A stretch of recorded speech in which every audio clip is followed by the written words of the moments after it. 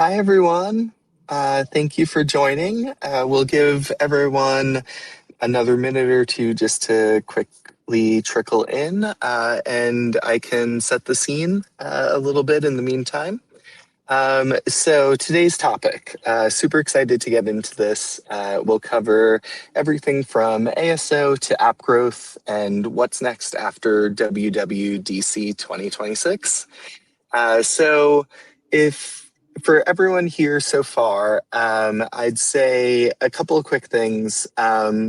Think, to get in the right mindset for this session, think about the last app you downloaded. Maybe it caught your attention in the App Store, it promised to solve a problem, you saw it on Instagram, TikTok, wherever, or it simply looked too interesting to scroll past. And what happened next? Did you understand the value straight away? Did you pay for anything? Are you still using it? Or has it quietly disappeared into a folder on your phone like many of mine do? That gap between discovery and becoming an app that you genuinely value and use regularly is really what we're here to talk about today. So WWDC 2026, sure everyone's familiar with it, has changed how apps are discovered and presented across the store. But visibility, installs, that's just the beginning, and that's never changed over the years. So sustainable growth really depends on everything that follows. The first experience, the reason to pay, the motivation to stay, and the value that keeps you coming back. So today's session, aptly called From ASO to App Growth, What's Next After WWDC, is about connecting those pieces. So we'll explore what the latest updates mean for app discovery and ASO, how marketers like yourselves can turn increased visibility into meaningful engagement, and why retention, monetization, and LTV need to be considered from the very beginning. So I'm super excited to be joined by my friends at MobileAction and Purchasely for this conversation. So if everyone's here now, let's get started. Perfect.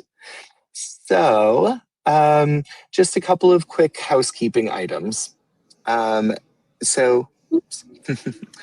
Here we go. So this is just informal education session, trying to provide insight from the three of us. Please feel free to ask questions using the Q&A feature, and we'll answer them all at the end. If you also have any questions on how to access that, just type it in the chat. The session will be recorded and sent after the event. It'll be available via M+C Saatchi Everyone on the audience side will be on mute, so don't worry about background noise or sneezing or anything like that. And we'll run a couple of polls throughout, so please participate so we can help guide the conversation as we go. So if all that sounds good, would love to get right into it. So as I said, today we'll talk about what WWDC 2026 means for discovery and ASO. We'll cover moving from visibility and installs to more meaningful engagement within apps, shifting the focus from just pure acquisition volume to retention and LTV, and also, of course, connecting discovery, experience, monetization, and retention. So basically what we like to call connecting brand and demand. So without further ado, very quick introductions. I'm John, managing partner at M+C Saatchi Performance, and I'll be your host for today's conversation. Delighted to be joined by Sagan, and who is the Senior Client Success Director from MobileAction, as well as Jeff, who's the CEO and founder from Purchasely. Really great perspectives that they'll bring to the table, and we'll hear so much more about their work and perspectives as we go along. But before we get into WWDC in general, I want to start with something a little bit more personal. I'd love to ask my fellow panelists, what is one completely random app you've discovered recently and somehow became hooked on? It doesn't have to be useful, impressive. It could be slightly embarrassing, who knows? But just an app you keep finding yourself reopening. So Sagan, let's start with you.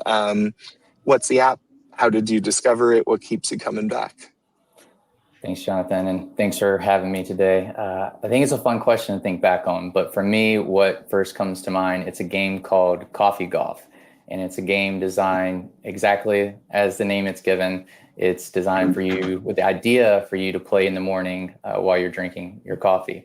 And what I really like about it is a few things. I actually discovered it while waiting for a flight, to join a flight. But what I like about it is an arcade, old school style game. It's very simple, simplistic, and it's very easy to play. It's obviously addicting, but what I like and resonates with me as much as well, being a sports-minded person, a competitive person, along with my friends, is it allows you to connect with your friends on a leaderboard. And naturally, I sent it in the group chat. A bunch of the friends started to get addicted to it. So we go back and forth with the banter every day, trying to get the top score. So it's been a fun app to discover.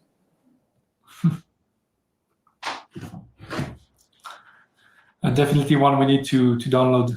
I think, John, you're on mute. Yeah, but I guess the next question was for me. So thanks everyone for joining. I'm super happy to be on that round table, and I'm sure that we are all going to learn a lot of things.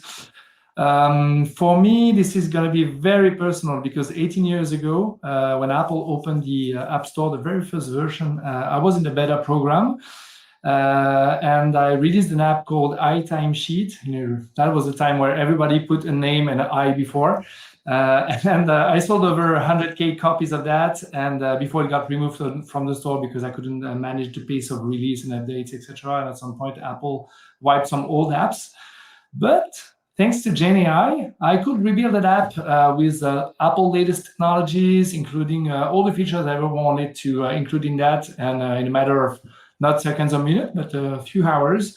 And so I'm very happy to, I relaunched it exactly 18 years after the initial launch. And it was a kind of a fun stuff to do and redo that journey as an indie dev, even though it's like a hobby for me right now. But so that was my app, iTimesheet. Yeah, everything did start with an I way back in the day, right? Yeah. Even iTunes, it's weird to call it Apple Music now. I still just go back to that. Yeah, well, thank you both. Appreciate your perspectives. Mine would be In Kind. It is a dining rewards app that I first learned maybe 2 months back from a friend when we went out to brunch with a little group of us. It helps support local restaurants and gives you rewards. So yeah, shout out to them. Cool. So now I'd love to actually pass the same question to our audience, and we'll start with our first poll and then get right into the content. So poll question number one, everyone should be able to see this now. What kind of app have you discovered recently and now keep coming back to? So the options, of course, are gaming, health or fitness, productivity, or life admin. Life admin is so it's tough these days to find time to prioritize. But then also shopping, food, or travel, or something random. And in that case, please let us know in the chat. Okay, so votes are coming in. All of this is live, which is exciting. I think overall, gaming definitely getting the most votes and continues to rise. Yeah, everyone super into gaming. So I guess I'd be curious if anyone wants to add in the chat or Q&A if there are any we'll get into gaming a little bit later, very briefly, but always curious, are you casual gamer, hardcore gamer? What brought you into that world, and which kind of subgenre? So we'll go into that in a little bit. But yeah, feel free to chime in here. All right. And then thank you all for your responses, and we'll get into things. So we'll split today's conversation into two parts. So first we'll go into ASO and what's changing around discovery, visibility, and creative in the store. And Sagan will take us through that. Thank you in advance. And then we'll move beyond the install with Jeff and look at what actually drives real growth, from onboarding and monetization to retention and LTV, which, I mean, I'm sure for everyone that's super top of mind these days. So perfect. Let's start with ASO. So without further ado, jump right in. So Sagan, I will turn this over to you and ask a few questions. So you work with high volume Apple ads advertisers every day. Really pains me to not say Apple search ads anymore, ASA. But when WWDC announcements dropped, what was the first reaction from you and your clients? Yeah, first off, a lot of exciting updates, and it doesn't matter really what scale of advertising across Apple ads any advertiser is doing. I think there's a lot of things that are going to be relevant for them that has been released. And the exciting thing for me is you could tell that people are interested, because my clients that I work with every day, immediately after WWDC ended and even in the following days, really started reaching out, asking questions. They wanted to know immediately, how does it impact them, how they can start preparing. So breaking it down into three sections that I think are important for advertisers and apps to know in general. First, I think the headline is going to be the asset library. I really think for a lot of marketers, this is going to be a big relief for you all, because as many people within this webinar know, previously creative was tied to the app release timeline.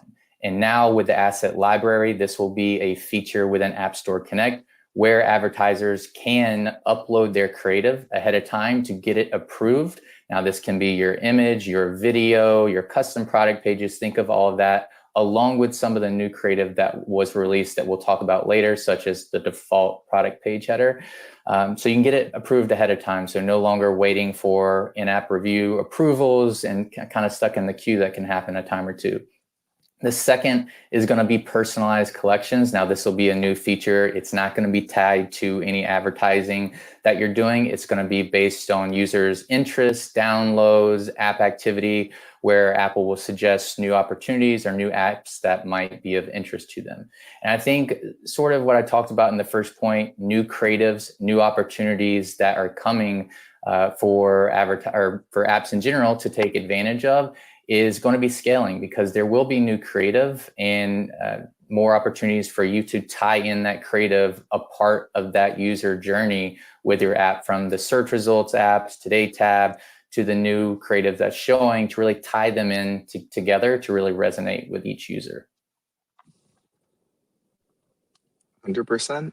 I think definitely the point around being able to get ahead of updates and not need everything to be tied to a big push, force everyone to re-download, things like that, and getting stuck in the queue, especially if you're within any kind of restricted category, you could be flagged that way and go into even longer reviews.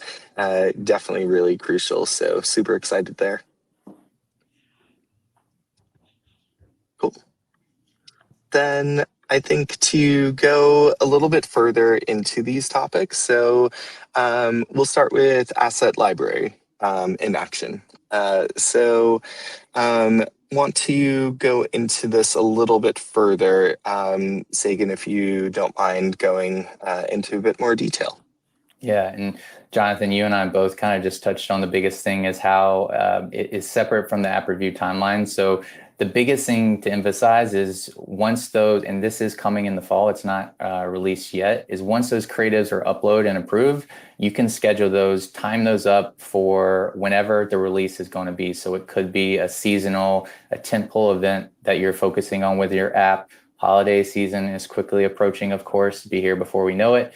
So getting those uploaded ahead of time to be able to not have to wait for the review cycle. So I think this can really take the time and also maybe prioritize creative resources a little bit further to get those uploaded. And the second is consistency. Now with these different images that you can show throughout the user's journey, really tie it into the continuity of the user's journey. We'll talk about it in a couple other slides, but having that those creatives really resonate with the users as well can create a higher conversion rate, which is what everyone is trying to strive for. So being able to do that from a creative perspective, I think is extremely important. And I do think should lead to more prioritization for creatives overall. Yeah. And I am someone who values creative so much and testing there. So I could not agree more with how important that is. I was going to say becoming, but no, it's already crucial. Yeah.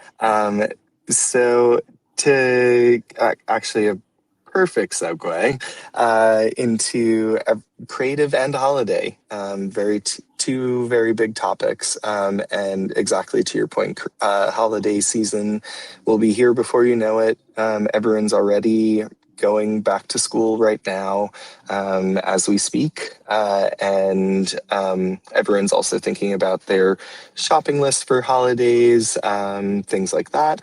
So let's go further into this. So I'd like to ask if you have any advice for an app developer. What could they possibly do to align their creative strategy to achieve growth, as we're talking about App Store creatives right now? And yeah, would love to hear your perspective there. Yeah, it seems to be a common thing we're already touching on, but it is very important. I think worth emphasizing is getting ahead. When the asset library is released in the fall, it's an opportunity to get those creatives approved ahead of time. The last thing that you want to do is having to wait for the review cycle while your competitors are, of course, already up and running. So I think that is really important to be able to get ahead of it as well. The second thing is, and this is something that I've been pushing very hard for years working in Apple ads, and it goes with organic as well. With earlier this year, the release of custom product page capabilities for the organic side of thing is making sure you're aligning your audience, your themes and keywords with the creative that you are serving. So that goes with any specific category that you can really catch the user's attention overall. Being able to serve that to resonate with them is extremely, extremely important. So I think that those are two big things to emphasize, and we all love numbers in this industry. So maybe something that can even further prove and emphasize the prioritization that's needed with creative will be the Apple's release of creative that does align with intent, averages around 2.5% in conversion rate improvement. So that's great. Yeah, if I can add something on that, is that also create continuity, because when you'll be seeing that ad, you need to have the same flow on the app. So if there is any promo discounted on the advertising, you need to see it either in your web to app funnel or in your app. But you need to have that continuity, and it can go down to the app icon also. That's such a good point, because everyone who has an app, chances are you probably have a website as well, although within gaming that's not as common, of course. But everything, even to your CRM, like your email approach and everything, the continuity, I think you're totally right, nail on the head. That's very important. So 100% agree. And then to move on a little bit, so now that we've talked about this so far, want to go a little bit more into creative. So with more placements, more visual surfaces, even app icon to your point, also means more competition for attention. And Sagan, actually, to your point about making sure you're getting ahead of the competition for holiday, for example. Everyone is going to be inundated with so many potential options to download and go from there. So how do we actually turn that into something realistic? So if you're a mid-sized app, for example, and you don't have a big creative team, of course, if you want to work with an agency, we're here. But what would be the minimum viable playbook that you're thinking of to compete based off all of these changes coming in a month? Yeah, great question. And I think it goes for every size, whether it's small, medium, large, whatever category you would or put yourself or place yourself into, because creative ultimately is important. And I've, as you said earlier, worked with a lot of advertisers across Apple Ads. And, I see sometimes where smaller advertisers are doing more creative testing, which is great to see compared to some of the larger ones. So I guess it just depends on, of course, the app in general. But the whole point of this conversation today is to emphasize the importance of creative. And wherever you sit, I think points 1 and 2 that I'll go into here are really tied together, is really building a strong set of assets and prioritizing those placements that are going to have the most meaning. And those will be the default product page header. For those who have not seen information about it, that will be the header when a user clicks inside your app at the top, where you can now display an image. And of course, custom product pages, whether you're using them across Apple Ads or on the organic front, building out those assets, at least 2 or 3, I think, is a great starting point, and testing them out.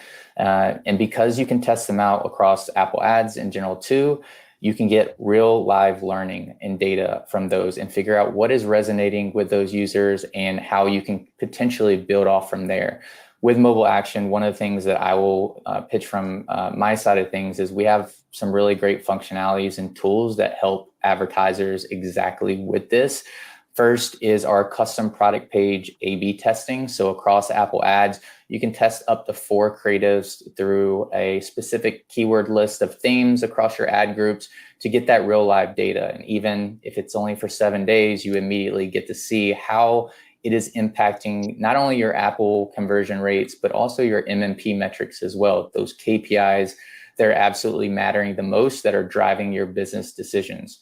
From the market intel side of things on custom product pages, we have intel on both organic and paid Apple ad advertising on what other apps are serving for custom product page. So this can be a research perspective to compare what advertisers are using and showing across not only their default page, but you can compare that with the custom product page. We're able to show you what are the themes, what are the keywords across organic and across Apple Ads that are reaching the users directly. So I think that's really important to know how other competitors are positioning themselves specifically if you're looking at your own brand terms or in the general category, and can really give you ideas of how maybe you should react or just know what's going on in the market. And of course, you want to make sure that you're just staying on top of the trends, the seasonalities, periods that are really most impactful for your business.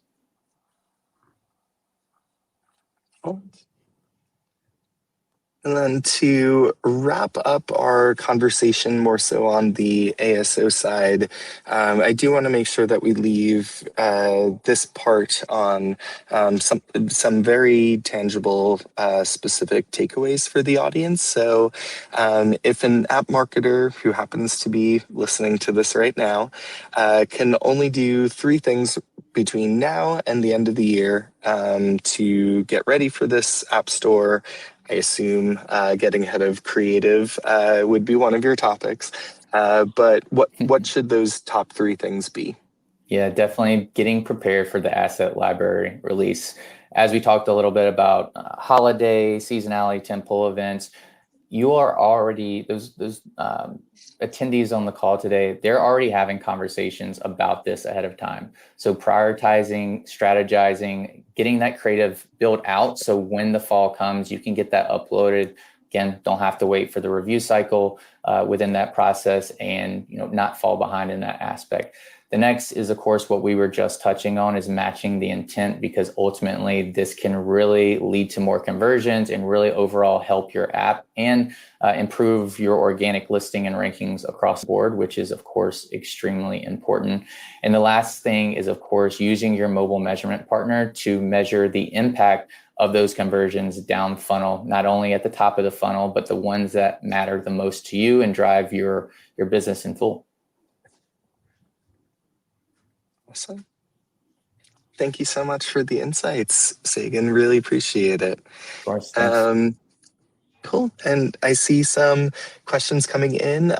We'll absolutely address them right at the end and get back to all of you. So thanks for continuing to chime in. Please, of course, feel free to continue. All right. And now to shift a little bit, we'll go into the beyond the install. So basically a perfect transition from Sagan and Mobile Action going into how ASO wins you the tap. App growth is obviously what wins you the user, and hopefully they stay around, and we'll get into lots of conversation about that with Jeff from Purchasely. So to go into this, a couple of quick things here. We want to specifically talk about how growth teams have been spending, most of their budget outside of the app, for example. Media to bring people in, CRM to bring them back. What is the argument, Jeff, would you say, for moving some of that attention back inside the app instead? Yeah, that's a good one and a good transition. Well, UA and CRM existed way before the apps and the App Store existed. So it's common that companies use these kind of tools to make this new channel that was invented 18 years ago strive. So millions were invested in UA, and hundreds of thousands of dollars were invested already in CRM, and they just continue. But in fact, what these tools are doing is they bring people to the door of your app, but the conversion happens after. And this is what we call in-app experience, and it has its own funnel, which is usually the pirate metrics, so AARR. So it's acquisition, activation, retention, revenue, referral. And this is the funnel that we look at when you look from the in-app perspective. And it's crucial, but it lands on the product roadmap arbitrage and the development capacities. And this is usually where the struggle is. And this is what we do at Purchasely. We help, and thanks to Purchasely, you can build these funnels and continuously improve them. That means build your payables, your onboarding, your retention strategy, your activation. And in fact, you should just have a look at this as a funnel or a river that actually waters your plants or your trees.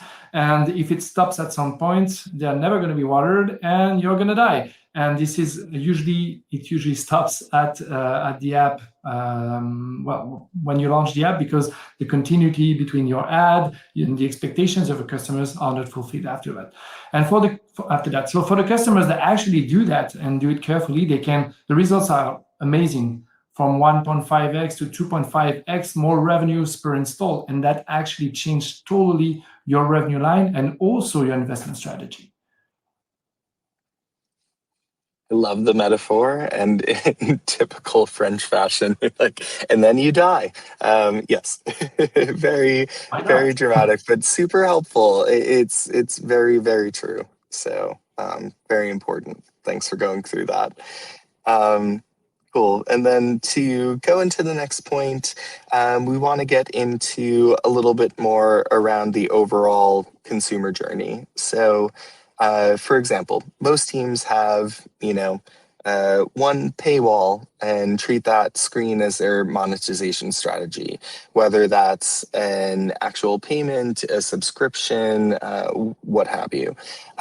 Where does in-app revenue actually get won or lost in your perspective? Yeah. So first of all, if you have just one paywall in your app right now, just leave the conference, go build more paywalls, go A/B test, because you're leaving a lot of money on the table. We invented that. We were the first paywall testing solution 7 years ago. It started from an idea concept, and now it's really an industry standard and common shared knowledge that paywall testing is an easy take. So leave the conference, catch up after, and start building paywalls right now and testing them right now. This is easy money, and we'll see you afterwards, and it's going to be amazing what we'll be talking about. So this is a funnel job. As we were saying, your goal is to bring more water to your plants or to your trees, and you can lose some of that water at every step, from the keyword tapped to the CPP demonstrating your relevance, to your onboarding, to your aha moment during your onboarding, to your paywall, to your testing, to real conversion, to renewal. I mean, each step is an opportunity to win or lose, considering how you see things. But even after that, there is a lot of, even when you converted a user, how can you upsell that user, or cross-sell it to something more relevant to him, or downsell instead of losing and make him refer your app to their friends and family. So from a customer perspective, all of that is just one experience. It must be flawless and personalized. Unfortunately, in our organization, and the fact that we are three of us speaking about these different subjects is a proof of that. Unfortunately, from an organizational perspective, it is treated as by very different teams, and that sometimes barely speak to each other. So I'll be curious to know if all these people building these new creatives for ads will be speaking to people building actually the UI and making it consistent. That never happens. And in fact, it's a matter of teams that have the methodology, the focus, and the tools to act on all of these touch points and create something that will be and will look as one experience. Those teams that are able to do that, they see, they witness, and they have sustainable growth. And this is exactly the reason why we launched our Web2App solutions, because we wanted to be consistent from the ads creative to an onboarding on the web, to the custom product page maybe, and then to an onboarding, not an onboarding, regular onboarding, but if you subscribe on the web, you can have an activation plan on the subscription you just captured on the web. So this is super important to work consistently and as a team, because this is what makes the huge change in your revenue and in your growth. Yeah, I think the point about the organization and everyone talking to each other, I mean, it wouldn't be a webinar I host if I don't bring up AI myself. I'm definitely curious for anyone who's listening live. Feel free to jump in the chat. I'd be curious how many of you feel that same friction between different departments not talking to each other, and specifically how you see potentially AI kind of breaking down some of those walls.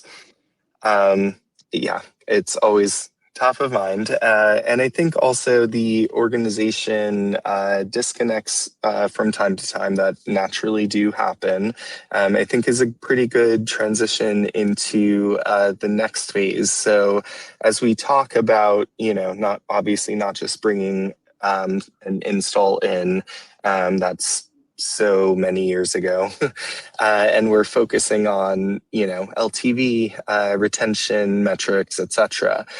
So Jeff, I'd be curious, in practice, who in the organization typically pushes back when you try to change the KPI, and how do you win that argument? Because I know there are plenty of UA teams who just need volume, and then you have the monetization teams who need actual users. So curious your perspective here. Yeah, for long installs have been the golden KPI that everybody followed, but honestly, nobody stands up and defends installs today. You can tell in the chat if you disagree, or you can pop a question if you want. On the other hand, the LTV is a forecast. So you're assuming a churn curve that will remain consistent, a horizon, and a renewal rate. But still, it's a forecast. It's easily attackable by anyone. So you don't want to bring a forecast to that argument. Bring a receipt. That's the best way to do it. And so you can take the cohort that you bought in January, look at it in July, and what did we spend, and check if we actually get paid for what we spent. So that's not a model, that's a bank statement, and nobody can argue with a bank statement. Not your investors, not your CEO. That actually works.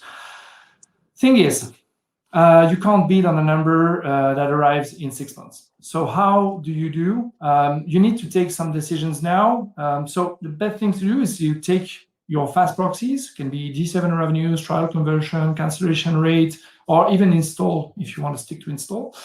And twice a year, you look at it and you observe your cohorts and you see how that changed. And you see if you keep trusting your proxies or if you need to build better proxies. And you need also to broadcast that learnings in your team so that everybody knows what changed and what we need to change.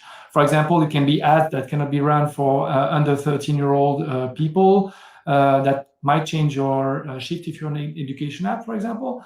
And this is the kind of things that everybody in the company, and not only the UA guys, need to be aware of, because you might be bringing some other or new customers that will change your conversion, and you should not blame only your payroll. You should blame the entire line because it's a continuity, as we were saying.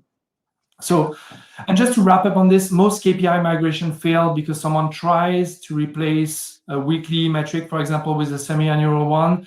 The acquisition team is right to refuse that. The product team or the growth team is right to refuse a sole to change their conversion rate, payroll conversion rate, or any other KPI that they might have. So you're not taking the number away. You're just putting a check above it. And I really like the bank statement kind of analogy. I mean, at the end of the day, that's 100% right. You can't argue with the actual dollar hitting. So no. that's really crucial. Yes.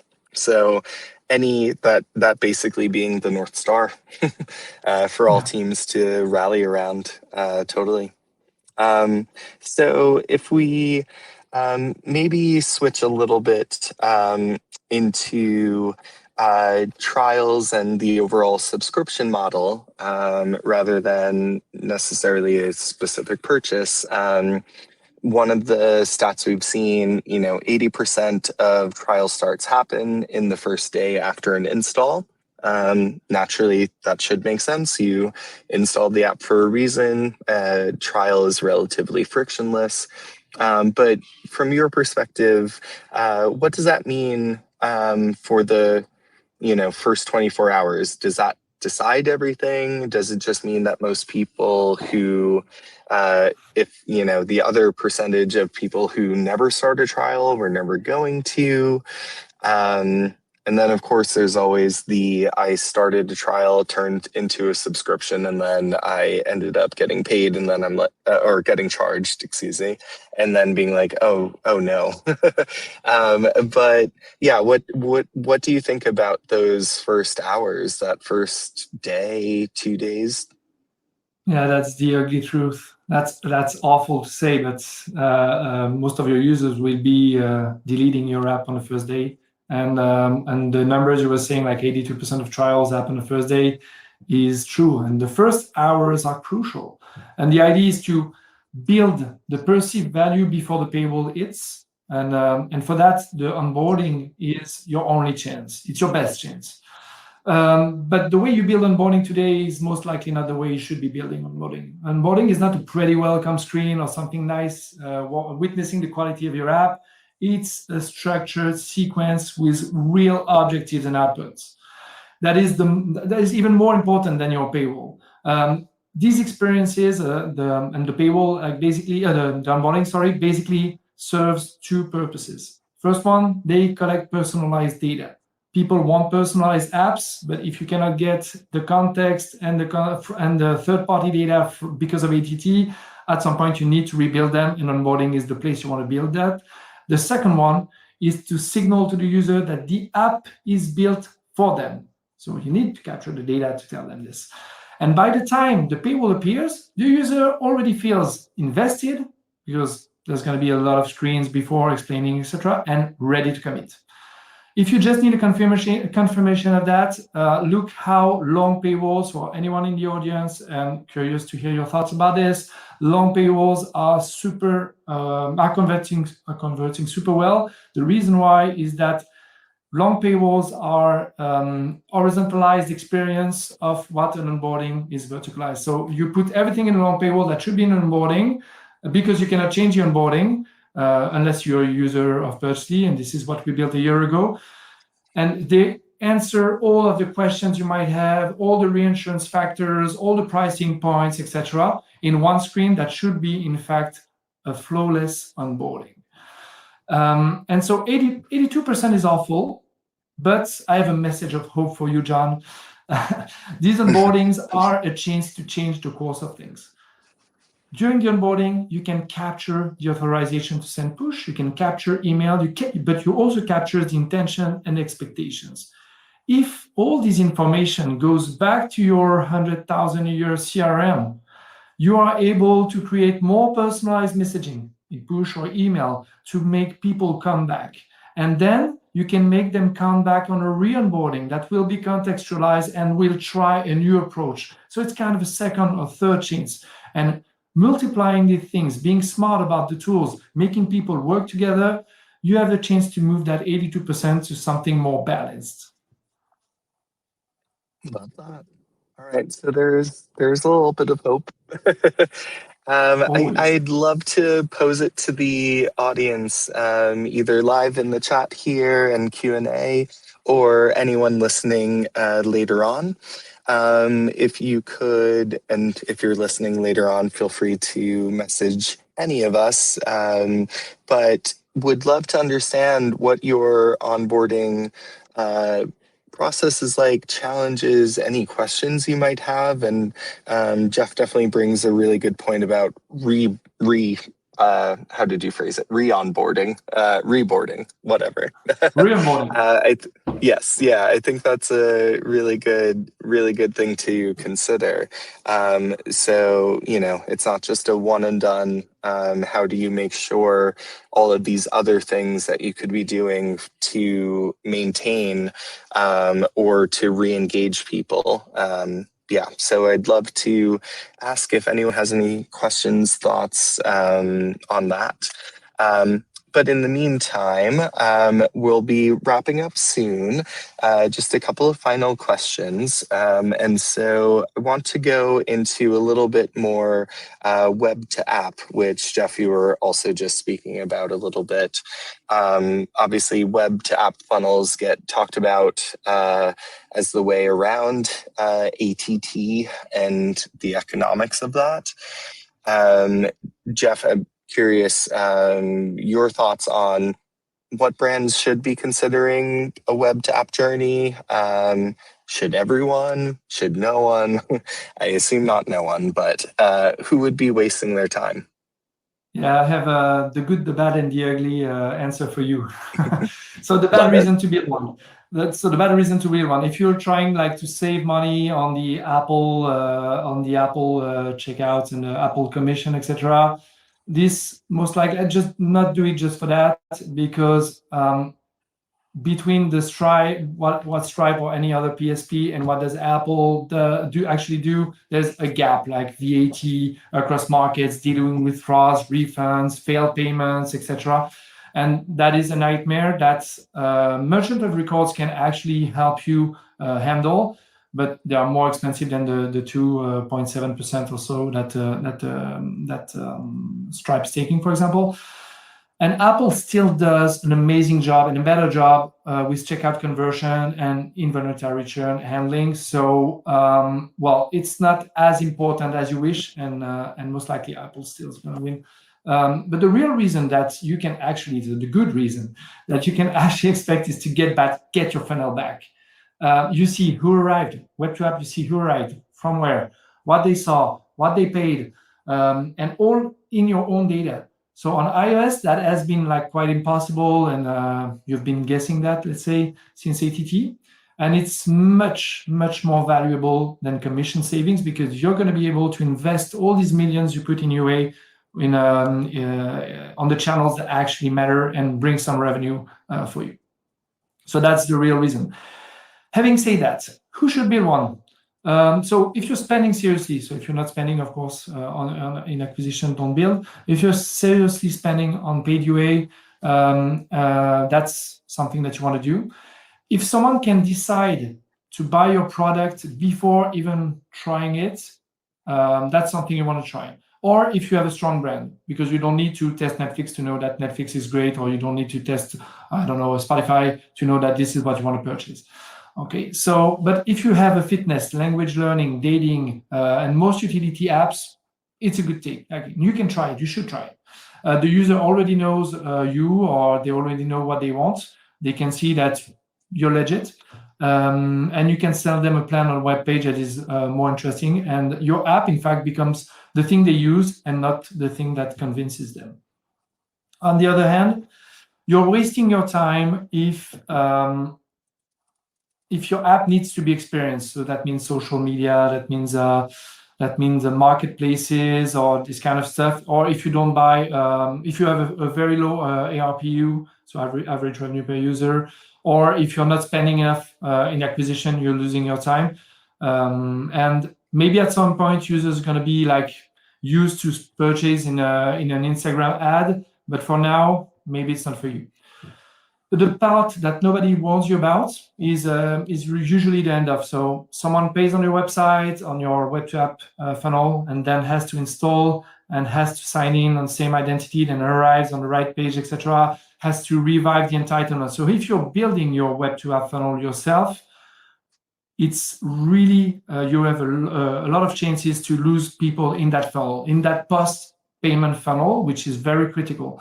So there's these 90 seconds after payment that you need your user to be hooked. And it's tough to build. So at Purchasely, we spent a lot of time to make that very smooth transition between like, hey, you pay, now you download, then you pass the context, and you create a not a re-onboarding, but this time an activation session. This is something that we build for our users. Like, hey, now you have your subscription. Here's the things you need to try out. And if you make that, you need, if you need to have that super smooth transition, otherwise it's never going to work, and you're going to spend months trying to improve something that is just like poorly built. Well, thank you, Jeff. I always appreciate that you give us the good, the bad, the ugly. It's realistic and gives everyone a path forward. So hopefully that was very helpful for the audience here. Of course, feel free to, just a reminder again, Q&A, chat, or message any of us after this. But that kind of brings us to basically a close. So if anyone has any final thoughts, questions, comments, etc., please feel free. Otherwise, I see a few in the chat. So first, I will just simply confirm that yes, we can get this deck. It should be available for the Docs tab. If not, for any reason, just let us know. We'll send it to you ASAP. You'll also get a full recording of this. And then the other one would very quickly to answer would be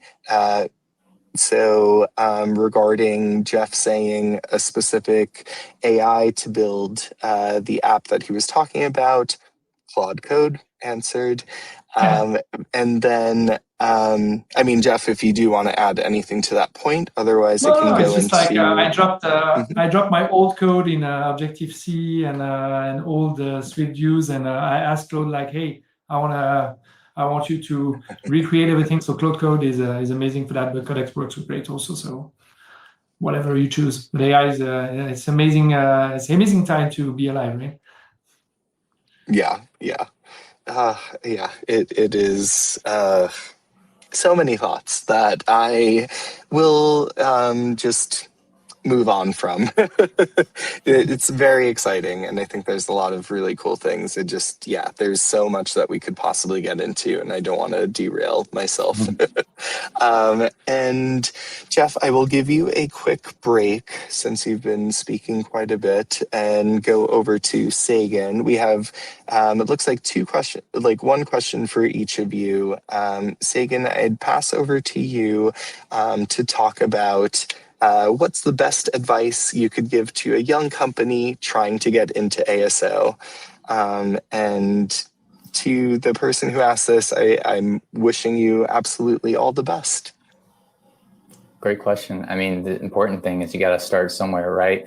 But I think the most important thing for you to do before you start spending ad spend overall is knocking down the metadata before that starts, because you need to prioritize the title, obviously, your screenshots, your subtitle, making sure you're going after relevant, at least 2 or 3. I know you can target with the 100 characters, but making sure you're going after the relevant keywords that are realistically going to give you an opportunity to rank somewhere, and going from there, building off of that.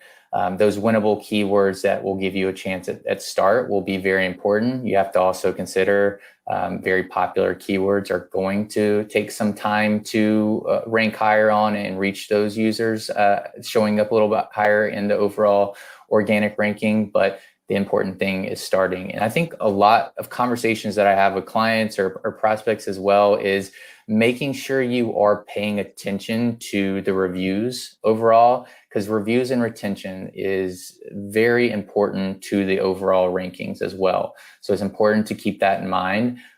Getting all those things in place. Obviously, today we've talked a lot about nailing the creative aspect. And I think with these WWDC releases coming later this year, it gives you more opportunity to customize, right? So I think those are really important. And then, of course, as you're getting your data and seeing what works for you, then going after, let's say on Apple Ads, making sure you're trying to improve your ranking, reaching users through that ad spend is very essential. Awesome. Thank you. And to the audience member, if you had any other thoughts or questions. Oh, thank you. Love it. Cool. And 100%, I mean, especially in my mind, reviews are so crucial. And how there's only so much you can control, of course. But the emphasis on product and the best possible user experience, tying the ad that they see to the App Store landing, to the actual in-app experience, onboarding, re-onboarding, etc. So important. So I hope everyone who's listening today has some kind of focus on that. And then final question, and we'll wrap up. So someone wrote, given the current economic climate, how do you approach making paywalls not feel predatory and not have retention rates drop? So Jeff, this is definitely more to you. I think this is a really interesting question. Yeah, that's a complex one. So that's true, that it's tough to make people pay for something, especially given the current economic climate. So I'll bring some answers to a larger question. If you want to give me more context, etc., reach out to me on LinkedIn, and I'll be happy to answer the question. I don't know who answered the question, but happy to deep dive on this question. There's a lot of different ways to try this. You can adapt the price points on different geos, which is something that a lot of people do. And also common practice, it's like the price of a bottle of Coke, and this is kind of an index that you can follow and price your subscription considering. You can also build lower tiers with lower level of services. You can reduce the amount of your subscription and then add some add-ons on the like consumable add-ons. That's a lot of what dating apps, for example, are doing. They didn't touch their pricings, but they added tiers, and they also added consumables so that you would spend more within the app. And there's also a lot of strategy, because I think the part of the question was about retention rates drops. There's a lot of strategies to keep people subscribed. So we didn't speak about that, about the WWDC 26 editions. There's a bunch of them that actually could help you. The first one on the conversion part is yearly subscription. So usually cheaper subscriptions, because there's a larger commitment, but paid monthly, which is a great addition, because economic context, you might don't want to spend $150 right now, but if it's like $12 every month, you're good to go. So that's a new addition that has been announced, but at WWDC and already a little bit before. And there's another one that is very interesting, this time on the retention rates drops, which is the ability to create retention offers with specific messages, specific pricing, and even specific imagery. So that loops back to the acquisition part that Sagan was speaking before, and the fact that you need to prepare these visuals and make them consistent. That offers you an opportunity for people that might be churning for different reasons, a way to keep them maybe on a lower plan or on a lower tier, or maybe at a cheaper offer, because they've been like long-lasting subscribers. So you can choose that. And we have also some of our customers building these retention flows within your app. So in your app, always have an unsubscribe button, because this gives you a better chance to retain the users that will anyway find a way to unsubscribe. They will find a way, so don't hide it. And in some countries, it's going to be like forbidden anyway. Keep the unsubscribe button and create a flow like capturing the reason why they unsubscribe, because you'll be learning things to maybe not that won't be valuable for that users, but that will be valuable for the next users. Your product, like identify a new competitor, identify price change in your competition, offer and also have the ability to act. Hey, here's something you didn't know, or here's what you will be losing, or here's a better price point for you. Yeah. Long question, short question, long answer. Reach out to me on LinkedIn. Happy to discuss that further. Yeah, I was going to say, I have a feeling, knowing Jeff, he could probably do an entire hour-long webinar on this topic, because it is super important and super top of mind for everyday consumers right now. So thank you for the person who asked the question. And yes, I do just now want to quickly end on a very big thank you to everyone who joined us live, everyone who is watching this later on, or having their own AI system summarize it, potentially. And would love to also send a big thank you to my friends Jeff and Sagan. You both are so wonderful to talk with, and you have so many insights for the group at large. So thank you very much. I would love to just remind that we have a quick survey that will go out. Just let us know, was this helpful? Is there anything else you'd love to hear more about at another time? Can be anonymous, but yeah, would love any and all feedback. And otherwise, thank you all so much. Appreciate you all joining. Thanks all. Thank you. Have a great day. Bye, everyone.